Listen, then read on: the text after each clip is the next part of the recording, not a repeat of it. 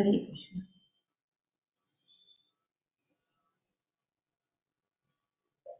तो आज हम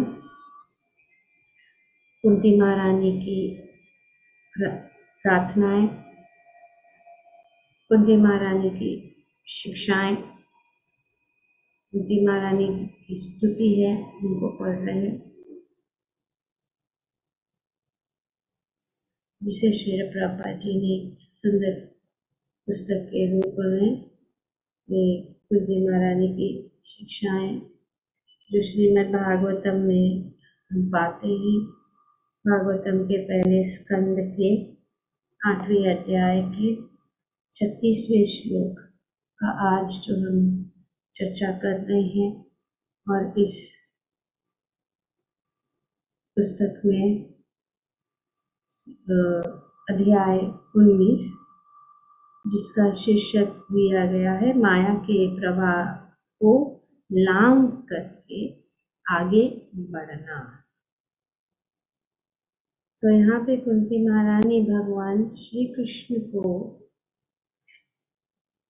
कहती है कि हे कृष्ण, जो आपके दिव्य कार्यकलापों का निरंतर श्रवण, कीर्तन तथा स्मरण करते हैं, या दूसरों को ऐसा करते देखकर हर्षित होते हैं, वे निश्चित ही आपके चरण कमलों का दर्शन करते हैं, जो जन्म मरण के प्रवाह को रोकने वाला है।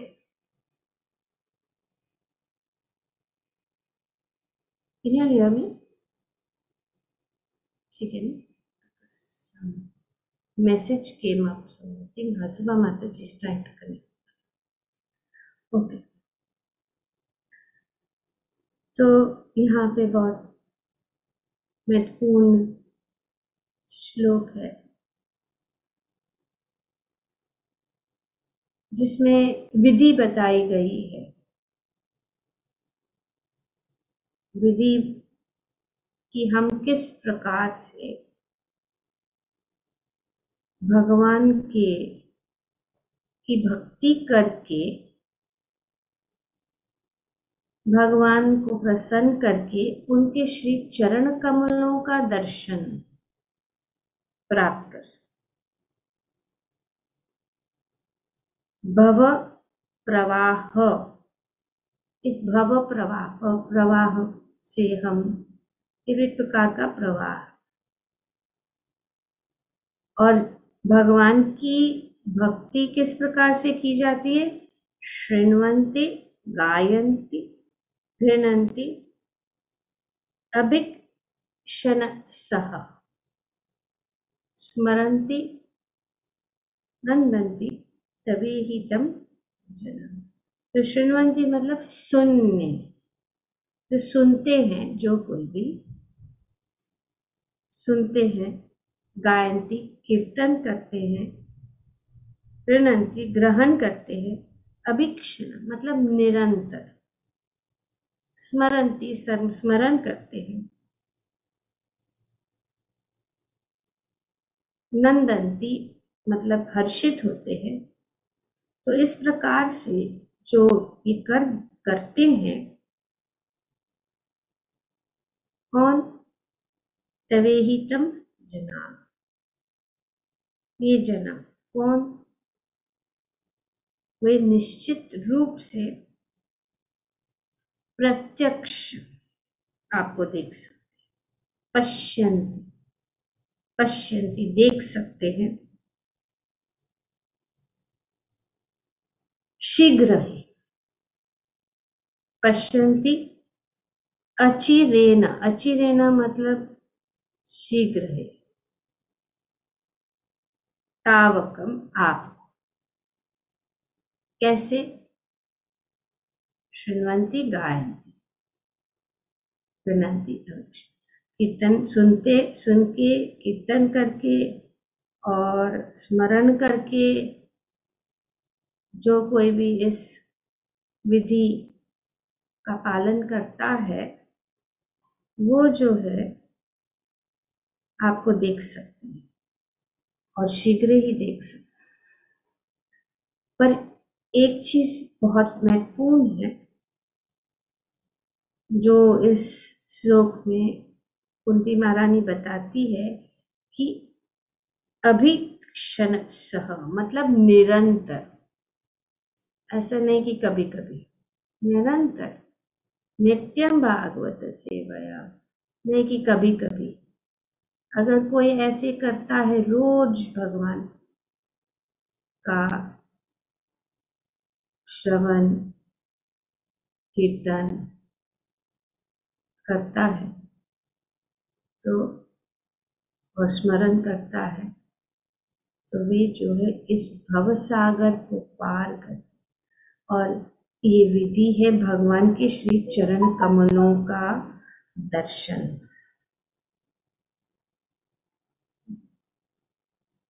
पदाम्बुजम, पदाम्बुजम मतलब भगवान के श्री चरण का दर्शन मतलब इस जन्म मृत्यु के इस भव सागर को पार करना। तो ये विधि है। श्रील प्रभुपाद जी बताते हैं कि भगवान श्री कृष्ण हमारी इस भौतिक दृष्टि से नहीं देखे जा सकते, तो भगवान श्री कृष्ण को हमारी इस भौतिक दृष्टि से नहीं देख सकते। उनका दर्शन पाने के लिए मनुष्य को श्री भगवान के प्रगाढ़ प्रेम से युक्त भिन्न प्रकार की जीवन अवस्था उत्पन्न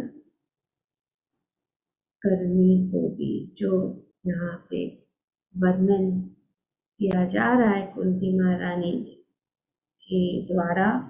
ये विधि क्या है?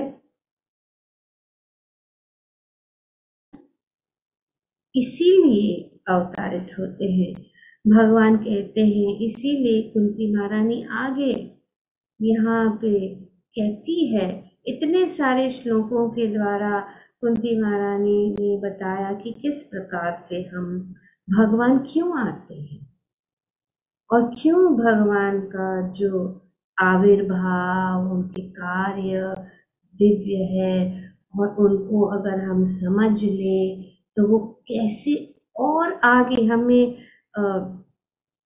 स्टेप बाय स्टेप कुंती महारानी हमें बताती है कि ठीक है, आप लोगों ने समझ लिया कि भगवान का जन्म दिव्य है, जन्म कर्म च मे दिव्यम।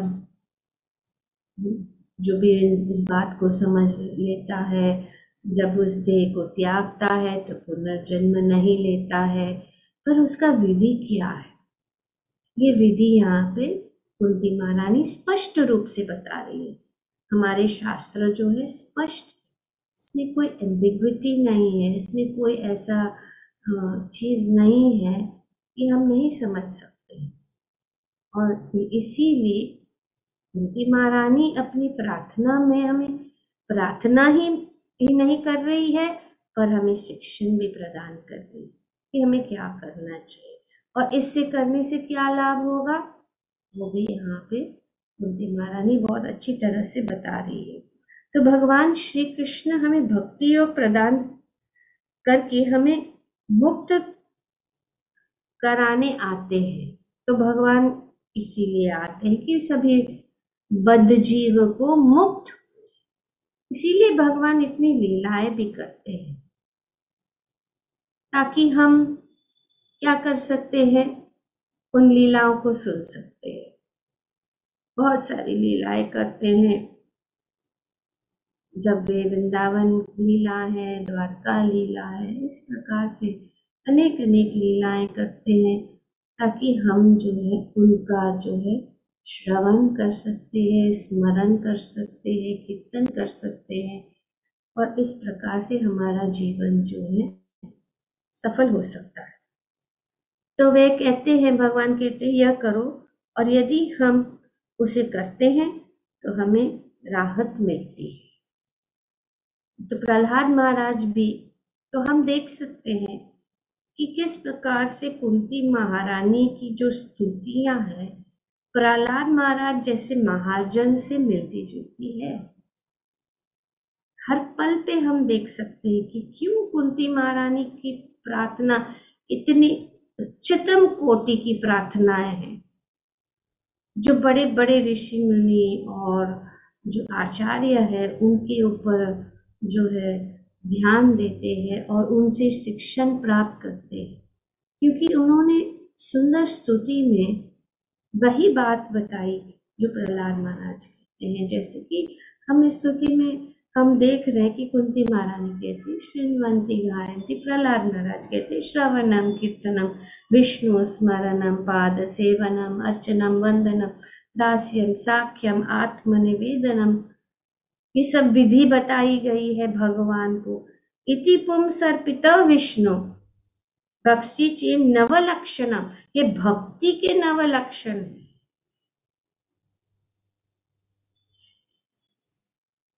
क्रियता भगवती अध तान मन्ये अदितम उत्तमम। ये उत्तम जो है भक्ति का मार्ग है। भगवान श्री विष्णु के नाम, रूप, गुण, साध, सामग्री तथा लीलाओं के विषय में श्रवण तथा कीर्तन करना, उन्हें स्मरण करना, श्री भगवान के चरण कमलों की सेवा करना, श्री भगवान के सुंदर पूजा करना, श्री भगवान की स्तुति करना, उनका दास बनना, श्री भगवान को अपने सर्वश्रेष्ठ मित्र मानना तथा उनको अपना सर्वस्व न्यौछावर करना, ये 9 विधियां शुद्ध भक्ति के रूप में मान्य है। जो व्यक्ति इस 9 विधियों से भगवान श्री कृष्ण की सेवा में अपना जीवन समर्पित कर देता है, उसे ही सबसे विद्वान पुरुष समझना चाहिए, क्योंकि उसने पूर्ण ज्ञान प्राप्त किया है। बहुत सुंदर जो ये विधि प्रहलाद महाराज श्रीमद् भागवतम के 7वें स्कंद भी बताते हैं, जो यहाँ पे प्रभुपाद जी वर्णन कर रहे। तो श्रवण का अर्थ है क्या है? श्रवण का अर्थ है कि कार्यों, रूप, गुण, साध, समान आदि के विषय में सुनना। तो यही है। अगर हम स्वाभाविक रूप से भी इस भौतिक जगत में भी हम देखेंगे कि हम किसी के विषय में सुनना चाहते हैं, तो यही विषय है कि उनका कार्य क्या है, इतिहास क्या है। इतिहास यही है। इतिहास यही है कि किसी व्यक्ति के जो कार्य है, हिस्ट्री में जो बताया जाता है, उनको रिकॉर्ड करके कि ये अनेक अनेक लोग हुए हैं, अनेक अनेक युग में उनके कार्यकलाप, उनके जो गुण, उनके रूप, उनका सब कुछ जो बताया जाता है हिस्ट्री में, तो हम सुनते हैं और सुनने से हम जानते हैं कि हाँ, फलाना फलाना व्यक्ति ऐसे ऐसे है। पर जब यहाँ पे बताया वही बात है कि वो भी सुनना है, लेकिन ये भी सुनना है भगवान के विषय, भगवान श्री कृष्ण के गुण, भगवान श्री कृष्ण के रूप, भगवान श्री कृष्ण का नाम, साथ समान, ये सब जो है उनकी लीलाएं जो है हम समझते हैं, तो वो क्या करेगा?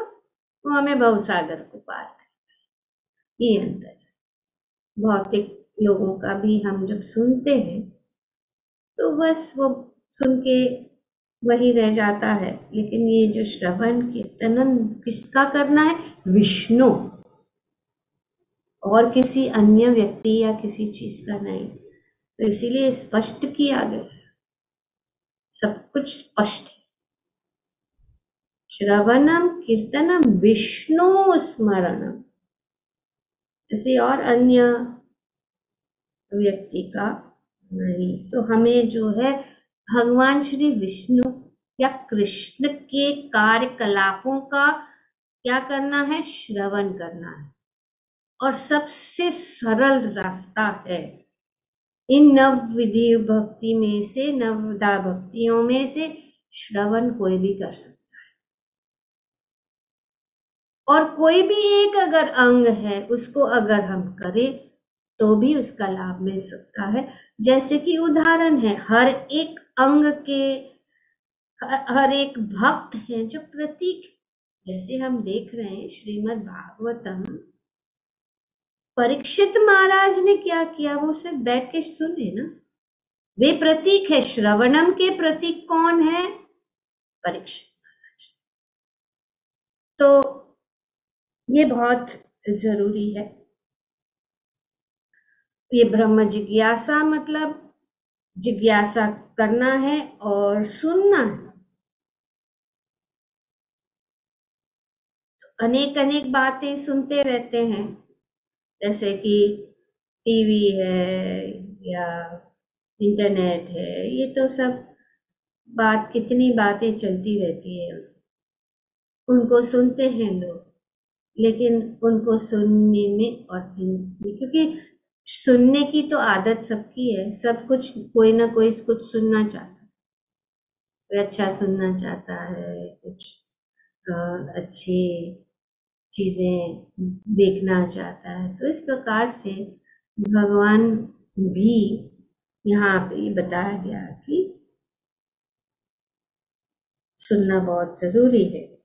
और जब हम इस प्रकार से सुनते हैं और अगर ये विषय श्री कृष्ण है तो हम गौसागर को वर्णन कुंती महारानी स्वयं कह रही है, ये भव प्रवाह से हम मुक्त हो सकते हैं। तो जब श्रवण होता है तो बोलना या कीर्तन करना भी होना चाहिए। तो श्रवण करते हैं जैसे कि सुनते हैं, है ना, ये स्वाभाविक है, कुछ सुनते हैं तो बोलना है, अरे हमने ये सुना, वो सुना, तो ये जो है फॉलो करता है, क्या करता है, कीर्तन। कीर्तन मतलब बोलना। कीर्तन दो चीज है, कीर्तन मतलब भगवान का गुण, ये दोनों एक्चुअली भगवान का गुणगान करना। भगवान का गुणगान मतलब कीर्तन, प्रवचन मतलब कीर्तन, भगवान के सुंदर कविताएं या सुंदर जो भजन है उनको गाना, वो भी कीर्तन है। तो ये कीर्तन का अर्थ ये है। और कीर्तन के प्रतिनिधि कौन है, सुखदेव गोस्वामी। सुखदेव गोस्वामी ने जो है परीक्षित महाराज को इस प्रकार से जो ज्ञान उन्होंने प्राप्त किया, उन्होंने सुना था, उनको उन्होंने सुनाया। जिस प्रकार से सुत गोस्वामी ने सुखदेव गोस्वामी से सुना, उन्होंने सुनाया नैमिषारण्य के ऋषि मुनियों को। इस प्रकार से जब श्रवण होता है तो फिर कीर्तन, तो श्रवणम कीर्तनम। तथैव हम श्री कृष्ण के विषय में बोलते और कीर्तन करते। श्रवणम कीर्तनम विष्णु स्मरण। श्रवण तथा कीर्तन में दक्ष हो लेने के बाद अगला अवस्था है स्मरणम। स्मरण, सुनने के बाद में, बोलने के बाद में बार बार जो है हम श्रवण करते, श्रवण हो जाता है। अगला स्तर है श्रवण। सर्वप्रथम श्रवणम है, सॉरी स्मरणम, अगला स्तर है स्मरणम। पहला जो सर्वप्रथम क्या है, श्रवणम। श्रवणम से प्रारंभ करना चाहिए, अन्यथा ध्यान कैसे हो सकता है। तो जब तक हम सुनेंगे नहीं तो कैसे ध्यान दे, पता ही नहीं है कुछ, तो भगवान के ऊपर ध्यान कैसे कर सकते, भगवान की भक्ति कैसे कर सकते हैं अगर हम सुनेंगे ही नहीं। इसीलिए बहुत जरूरी है श्रवणम कीर्तनम विष्णु स्मरण। योग में वास्तविक ध्यान का लक्ष्य चतुर्भुजी विष्णु मूर्ति का दर्शन पाना होता है, जो हृदय के भीतर स्थित श्री भगवान का स्वरूप है। श्री भगवान सभी के हृदय में उपस्थित है परमात्मा के रूप में, और उनका दर्शन, ध्यान का अर्थ या स्मरण का अर्थ या ध्यान स्मरण करना, यही असली ध्यान है। मेडिटेशन यही है। मेडिटेशन इसके ऊपर भगवान की सुंदर जो रूप है, पर आजकल जो है लोगों को ये पता नहीं है, और वे जो है अपना ही अनेक अनेक अन्य विधियां निकालते हैं जिन्हें वे ध्यान कहते हैं, किंतु असल में ये ध्यान है नहीं, ये नहीं है। इंद्रियां अत्यंत चंचल होती है और वे मन के साथ सभी इधर जाती है तो कभी उधर जाती है। तो ये मन के साथ इंद्रियां इतनी प्रबल है, खास करके मन। पर ध्यान मतलब जो है बताया गया है अष्टांग योग पद्धति, अष्टांग योग। तो अष्टांग योग मतलब क्या? शुरुआत से यम, नियम, आसन, प्राणायाम, प्रत्याहार, धारणा, ध्यान और समाधि, ये 8 स्तर है। लोग डायरेक्टली आसन पे जाते हैं। आसन और प्राणायाम, यम और नियम का कोई सवाल ही नहीं है। तो इसीलिए आज जो है लोग अपना ही जो है योग पद्धति बनाते हैं, और लोग क्या चाहते हैं कि अपना शरीर स्वस्थ रहे। भक्त भी चाहते हैं कि अपना शरीर स्वस्थ रहे ताकि वे जो है भगवान की सेवा में लग सके। और जो भौतिकवादी लोग हैं वो चाहते हैं कि अपना शरीर स्वस्थ रहे ताकि वे और भी अधिक इंद्र तृप्ति में लग सके, और उनकी इंद्र तृप्ति में बाधा न आए। तो फिट रहना बहुत जरूरी है ताकि वो अच्छे से खा पी कर रह सकते हैं। तो इसीलिए यम नियम का कोई सवाल नहीं। और उसके बाद प्राणायाम भी वही है, प्रत्याहार और धारणा, ध्यान, वो तो सवाल ही नहीं है। तो इसीलिए ये श्रवण और स्मरण मतलब ध्यान। तो अष्टांग योग पद्धति से, जिसमें आसन, श्वास आदि का नियमन किया जाता है, मनुष्य अपनी इंद्रियों को वश में करके मन को श्री विष्णु के रूप में एकाग्र कर सकता है।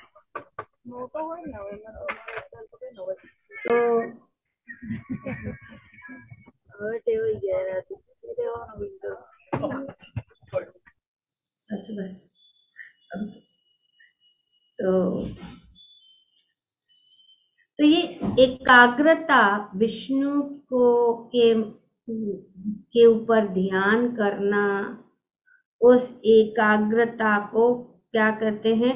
समाधि कहते हैं। और यही असली जो योगा है उसका क्या है उद्देश्य? यही। और अष्टांग योग का उद्देश्य यही है कि हम इस स्मरणम के जो स्तर पर पहुंचे। तो स्मरणम के प्रतिनिधि कौन है? किसी को पता है? प्रहलाद महाराज। यस, प्रहलाद महाराज। जैसे हम देखते हैं कि वे जो उन्होंने परफेक्ट किया, क्या परफेक्ट किया? स्मरण। तो उसके बाद में भक्ति की अगली विधि है अर्चना। अर्थात मंदिर में अर्च विग्रह यानी श्री कृष्ण के रूप की पूजा। श्री विग्रहाराधन नित्य नाना श्रृंगार तन मंदिर मार्जना दो, जैसे हम गुरु अष्टकम में गाते। ऐसा नहीं होना चाहिए कि श्री कृष्ण को सप्ताह में या मास में एक बार पूजा किया जाए, तो ऐसा नहीं होना चाहिए कि एक सप्ताह में एक बार पूजा। यहाँ श्रृंगार यहाँ पे बताया गया, श्रृंगार आराधना नित्य नाना, नित्य होना चाहिए, हर दिन होना चाहिए। प्रत्युक्त श्री कृष्ण की पूजा 24 घंटे नित्य की जानी चाहिए। अर्च विग्रह को प्रतिदिन या दिन में 2-4 बार नवीन वस्त्र पहनाने चाहिए। 2-4 बार दिन में नवीन वस्त्र होता है मंदिरों में, हम एक बार ही दिन में नहीं कर सकते, तो 2-3 बार। तो इस प्रकार से भगवान को 2-3 बार, ठीक है, जितना हो सकता है, पर करना तो जरूरी है। भगवान को श्रृंगार, उसको श्रृंगार कहते हैं। श्री कृष्ण सबसे अधिक ऐश्वर्यवान भोक्ता है। ऐश्वर्यवान भोक्ता भगवान, वही भोक्ता है, और हमें चाहिए कि हम उन्हें वे सारी वस्तुएं भेंट करें जिनका वे आनंद ले सकते। ये है अर्चना, सेवा, अर्चनम। इस प्रकार से भगवान की सुंदर सेवा हो, अर्चना। भगवान को आनंद प्रदान करने वाले। उदाहरणार्थ, यदि कोई मुझे नवीन वस्त्र दे तो मैं कहूंगा, अरे ये नया वस्त्र इतना उत्तम है ना, ऐसे ही होता, और यही मेरा आनंद है। तो इसी प्रकार हमें चाहिए कि प्रतिदिन भव्य वस्त्र द्वारा श्री कृष्ण को तुष्ट करने का प्रयास करें। हम देखते हैं राधा रास बिहारी मंदिर में 2 बार, या सभी इस्कॉन मंदिर 2 बार तो होता है। मंगल आरती में अलग ड्रेस है, श्रृंगार आरती में दूसरा ड्रेस है। बदलते हैं, गहने हैं, श्रृंगार, अनक जो आभूषण है भगवान का बदलता रहता है। तो उत्तम वस्त्र अर्पित किए जाने वाले और उनको तुष्ट करने का प्रयास। अच्छे विग्रह का वस्त्र उत्तम कोटि का होना चाहिए। उन्हें अर्पित किया जाने वाला भोजन उत्तम कोटि का होना चाहिए और जिस मंदिर में वे स्थित है उसे उत्तम कोटि का या उसके भी उत्तम होना चाहिए। तो भगवान के वस्त्र, भगवान को अर्पित किया जो भोग है वो भी उत्तम कोटि का होना चाहिए। तो हमें उस प्रकार से भगवान को तुष्ट करना है, और मंदिर भी उत्तम कोटि का होना चाहिए और उत्तम स्थान में होना चाहिए। घर के सबसे अच्छे स्थान में भगवान को, नहीं कि हम उनको किचन में डालें और वे जो धुआं फूक रहा है वो उनके ऊपर जा रहा है और वो काले हो रहे हैं, या कोई कबट में रखते हैं तो कबट को खोलते सीक्रेटली ऐसे से करके फिर घंटी बजा, ऐसे नहीं। उत्तम होना चाहिए, उत्तम स्थान होना चाहिए, भव्य मंदिर होना चाहिए, उनको भव्य आभूषण उनको अर्पित करना चाहिए। और इस प्रकार से ये अर्चना विधि जो है करनी, इस प्रकार से उच्च कोटि का मंदिर, उच्च कोटि, पूरा सफाई ना उत्तम। हर व्यक्ति कहता है कि श्री कृष्ण भावनामृत आंदोलन के मंदिर अत्यंत स्वच्छ रहते हैं। ये हम देख सकते हैं कि कोई भी आता है, देखते हैं इस्कॉन के मंदिर में जाते, इतना अच्छा क्लीन और स्वस्थ भगवान का श्रृंगार भव्य, प्रसादम भव्य, कीर्तन भव्य, प्रवचन भव्य, सब कुछ श्रवणम कीर्तनम विष्णु स्मरणम सब जो अंग है वहां पे हम प्राप्त कर सकते हैं। जो मंदिर को जितना ही स्वच्छ बनाता है उनका हृदय उतना ही स्वच्छ हो जाता है। श्रृंगार तन मंदिर मार्जनादो, मार्जन, मार्जन मतलब सफाई, क्लीन टेम्पल होना चाहिए, रोज क्लीन होना चाहिए मंदिर, हर बार 2 बार 3 बार जितना भी हो सके। और उससे जो है हमारा हृदय साफ, जैसे कि गुंडीचा मार्जनम होता है, श्री चैतन्य महाप्रभु ने ही गुंडीचा मार्जनम जो होता है तभी सब मंदिर का पूरा सफाई होता है। और जितना भी सफाई होता है उतना अपने हृदय में चेतो दर्पण मार्जनम, चेतो दर्पण मार्जनम चलता रहता है। इसके कार्य अपने आप, ये विधियां ऐसी है कि सिर्फ करने से हमें पता भी नहीं लगेगा, और इन विधियों को का पालन करने में हमें उत्सुक रहना चाहिए, ताकि हम अगर पर हमें ज्ञान नहीं है, ज्ञान प्राप्त नहीं करते हैं, सुनते नहीं, तो सब कुछ जो है श्रवण से शुरू। पहला कदम यही है, सुनना। अगर हम भक्ति में आगे बढ़ना चाहते हैं, भक्ति में दृढ़ रहना चाहते हैं, और अगर कोई विशी वॉशी डिवोटी है जो सुनते नहीं है, तो वे उन भक्ति में कैसे प्रगति करते, उनको पता ही नहीं है। और फिर कहते हैं भक्ति का कोई ये नहीं है, उसमें कोई दम नहीं है, तो फिर यहाँ वहां फिर वाया में फंस जाते हैं। तो हमें अपने आप को बचाना, एक तो भक्ति में आना ही इतना दुर्लभ है, और ऊपर से हम उसका वैल्यू नहीं समझते, कि सोचते कि आम है, ये आम नहीं है। अगर कोई भक्ति में आ गया, भगवान की शरणागत आ गया, भगवान का भक्त बन गया, तो ये बहुत बड़ी बात है। लेकिन उसको हमें अपने आप को जो है सुरक्षित रखना है, और सुरक्षित रखने के लिए विधियां हैं, उस विधियों को अगर हम पालन करें स्वेच्छा से, या अपने हम इतना इंटरेस्ट रखेंगे, तो जरूर होगा। अगर हम दृढ़ बनेंगे तो ये जरूर होगा कि हम जो है आगे बढ़ सकते। तो ये भक्ति की विधि है। हम श्री कृष्ण का जितना ही श्रृंगार करते हैं वे उतने ही तुष्ट होते हैं। भगवान को श्रृंगार बहुत पसंद है, भगवान को स्नान करना बहुत अच्छा लगता है, बहुत पसंद है उनको।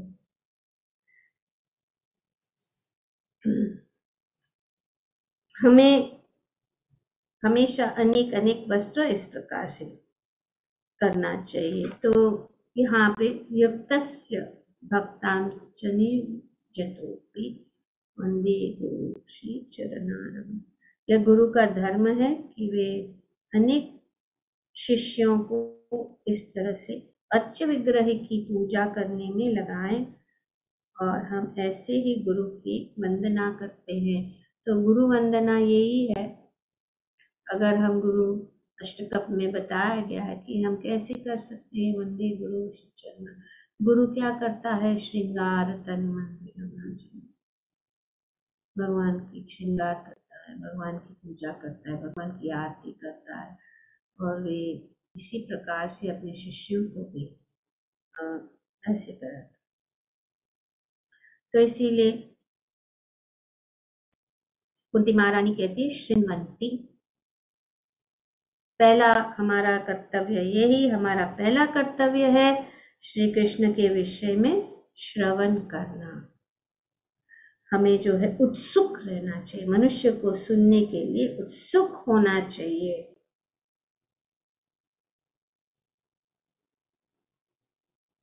तो जिस प्रकार कॉलेज में जाते, स्कूल में जाते, हम फी भरते किसके लिए, सुनने के लिए। कॉलेज में जाके सुनते हैं,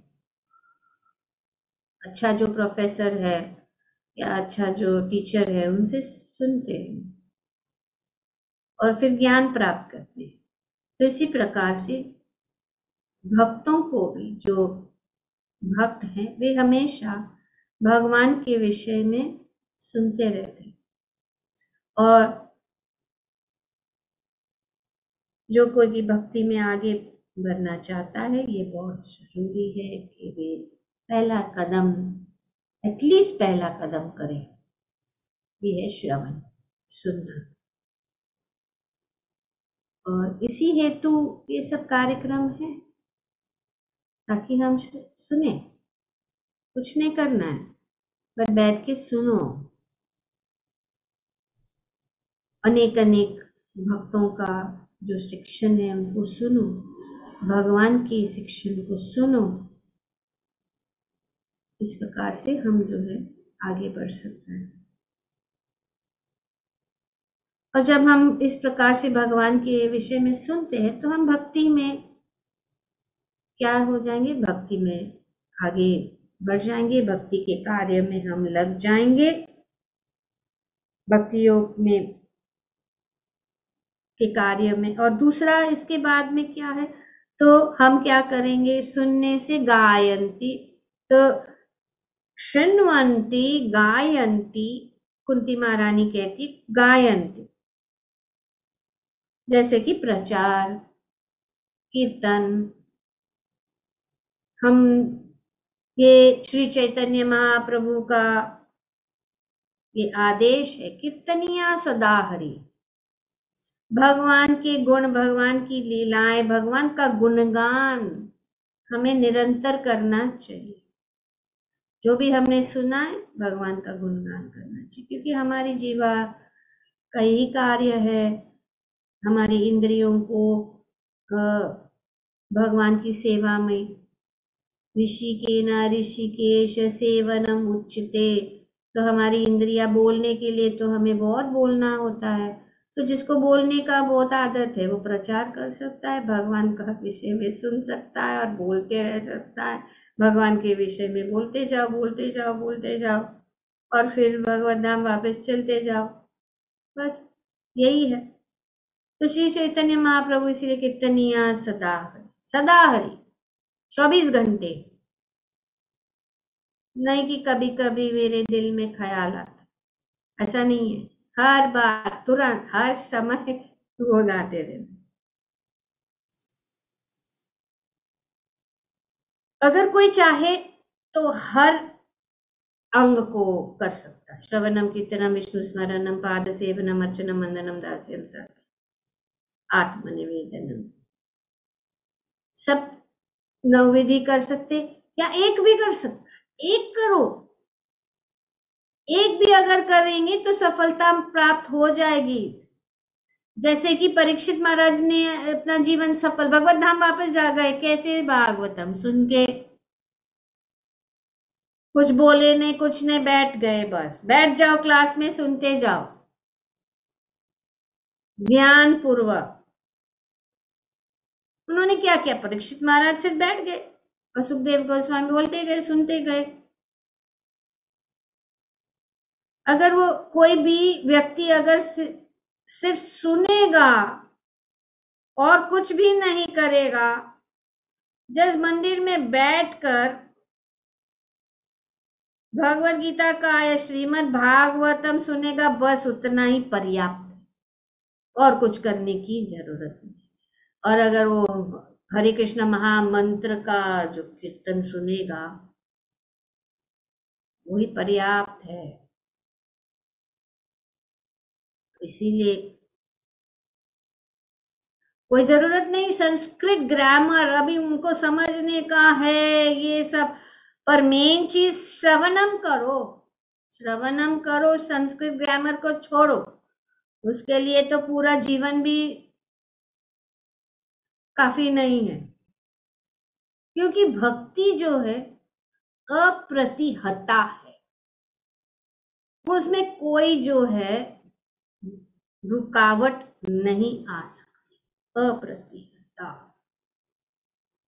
तो ये जानना बहुत जरूरी है कि भक्ति के लिए जो भी हम करते हैं वो हमें सफलता मिलेगी। तो कुछ जरूरत नहीं है सिर्फ बैठ के सुनो, कीर्तन को सुनो, प्रवचन को सुनो, और वो वाइब्रेशन ही आपको हेल्प करेगा। जब वो वाइब्रेशन हमारे कान के अंदर से जाएगा और अपने हृदय में, सबसे महत्वपूर्ण जो इंद्रिय वो कान है, श्रवण सुनना। तो सुनना बहुत महत्वपूर्ण है। किसी ने कुछ बोल दिया, कुछ देखेंगे या कुछ ऐसे जो है टेस्ट करेंगे अपने, लेकिन अगर किसी ने बोल दिया, वो जो है टेस्ट करेंगे इतना नहीं हृदय को छुएगा जितना कान से किसी ने कुछ बोल दिया तो एकदम डायरेक्ट अंदर धस जाता है।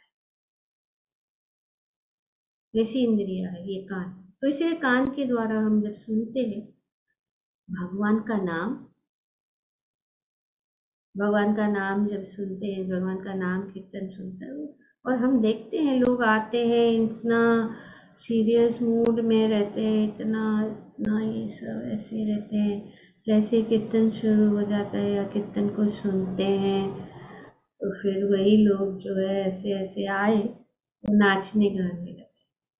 और जब भक्त लोग ना नाचते हैं तो उनकी भी इच्छा होती है नाचने के लिए, और भी आनंद में हो। ये है प्रमाण। तो वो वाइब्रेशन, तो इस प्रकार से हम भक्ति का जो प्रमाण है पता लग सकता है कि ये श्रवणम कीर्तनम कितना महत्वपूर्ण है। तो इसीलिए श्रवण और कीर्तन होना चाहिए हमेशा,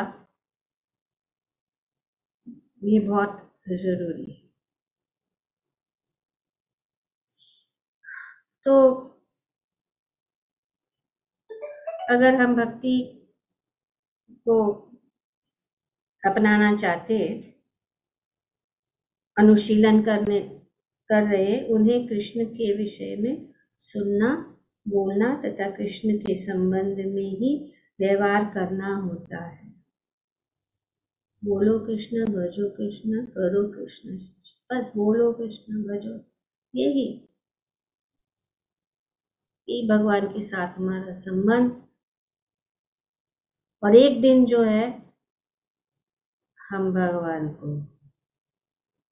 देख सकेंगे ऐसे करने से। ये अनेक अनेक वचन है जो महान भक्त द्वारा। तो कुंती महारानी क्या कहती है? भव प्रवाहो परमम। प्रवाह मतलब क्या है? प्रवाह मतलब का अर्थ है धारा, वेग, करंट। करंट मतलब धारा, बहुत स्ट्रॉन्ग प्रवाह, इतना स्ट्रॉन्ग होता है कभी प्रवाह, जैसे कि उदाहरण यह देता है, यहाँ दिया गया कि जब नदी में अत्यंत वेगवती धाराएं होती है तो उस समय यदि कोई पशु उसमें गिर जाता है तो वह बह जाएगा। उसी तरह भौतिक प्रकृति की धाराओं द्वारा बहा ले जाए जाए जा रहे हैं। तो इस प्रकार इसी तरह हम भौतिक प्रकृति के धाराओं द्वारा बहा ले जा रहे हैं। तो हम जो इस प्रकृति के, इस भौतिक प्रकृति के जो धारा हैं,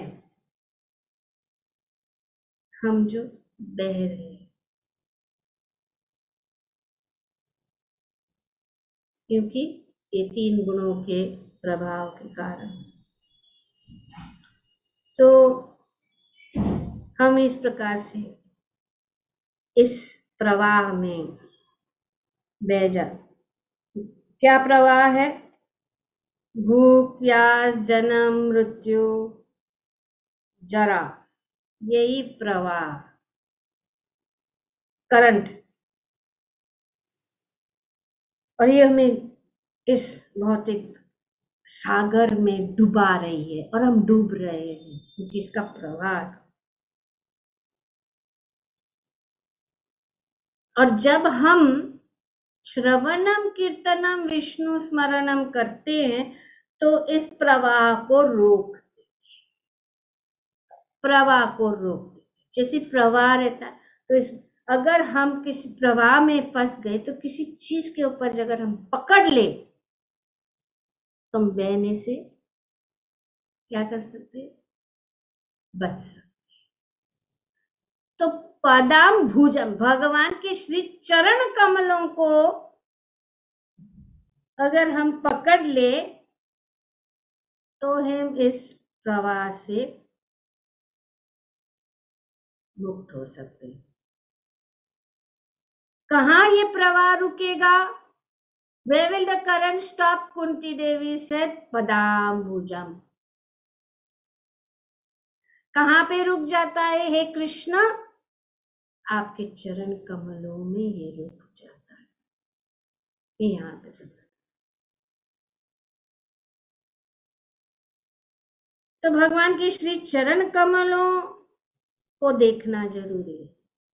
हमारी दृष्टि जो है भगवान के श्री कर कमल, तो ये धारा कहाँ रुकेगी? कुंती देवी श्री भगवान से कहती है पदाम्बुज, यही आपके चरण कमलों में आकर रुकेगी। स्टॉप, नो आगे।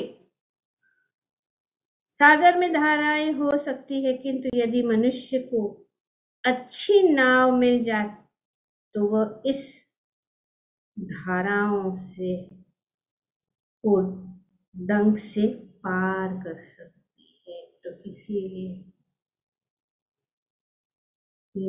भगवान के श्री चरण कमलों की नौका को अगर हम अपने शरणागत हो जाते,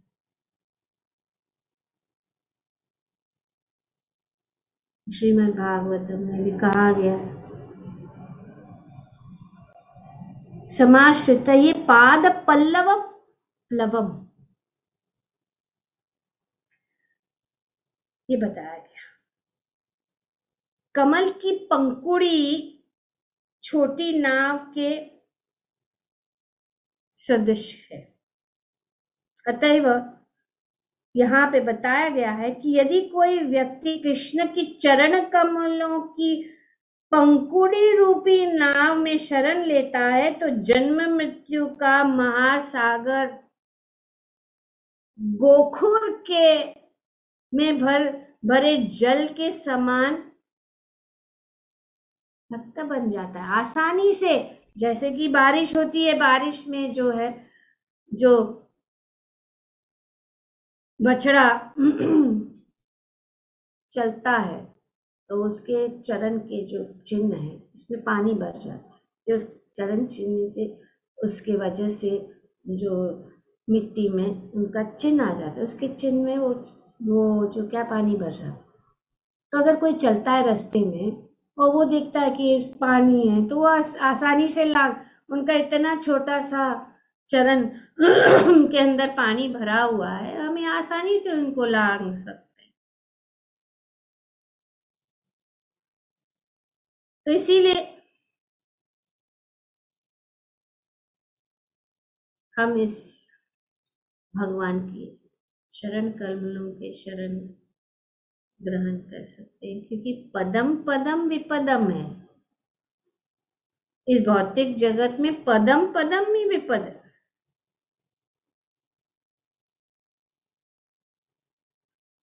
तो इसीलिए कुंती महारानी कह रही है कि हे कृष्ण, जो आपके दिव्य कार्यकलापों का निरंतर श्रवण कीर्तन तथा स्मरण करते हैं या दूसरों के को ऐसे करते देखकर हर्षित होते हैं, तो दूसरों को भी देख के हर्षित होना चाहिए। ईर्ष्या नहीं करना चाहिए। कोई कर रहा है भगवान के विषय में श्रवण कर रहा है, कीर्तन कर रहा है, स्मरण कर रहा है, तो हर्षित होना चाहिए। वे निश्चित ही आपके चरण कमलों का दर्शन करते हैं जो जन्म मरण के प्रवाह को रोकने वाला। इसीलिए कुंती महारानी बहुत सुंदर स्तुति कर रही है। श्रीमती गायन्ति श्रीमती अभिक्षण स्मरन्ति नंदति तवे हितं जना त एव पश्यन्ति अचिरेण तावकं भव प्रवाहो परमं पदम भजन। बोलो कुंती महारानी की जय। ग्रंथराज श्रीमद् भागवतम की जय। ओम तत्सत। बहुत बहुत धन्यवाद। हरे कृष्णा। बहुत बहुत धन्यवाद आप लोगों का संग के कारण हम जो है श्रवण कीर्तन और स्मरण कर पा रहे हैं। हम एक दूसरों को बहुत धन्यवाद देना चाहिए, क्योंकि संग में रहने से हम एक दूसरों को प्रोत्साहित कर सकते हैं। हम सोचते हैं कि हमको सब कुछ आता है, लेकिन हमें नित्यम सुनना जरूरी है। जितना भी हम श्रवण करेंगे वे हमारे लिए ये बहुत अच्छा रहेगा। और अगर हम जानते हैं हमारी उपस्थिति भी जो लोगों को जो है प्रोत्साहन देता है, स्पीकर को प्रोत्साहन देता है, नव दीक्षित लोगों को प्रोत्साहन देता है, तो इसीलिए बहुत जरूरी है कि हम अगर आध्यात्मिक प्रगति करना चाहते हैं, भगवत धाम वापस जाना चाहते हैं, भगवान के चरण कमलों को हम प्राप्त करना चाहते हैं, तो हम एक साथ सब जो करके एक साथ जो है भगवत धाम वापस जाए। Hare Krishna. Thank you very much. किसी का कोई प्रश्न है, कुछ कहना चाहेंगे?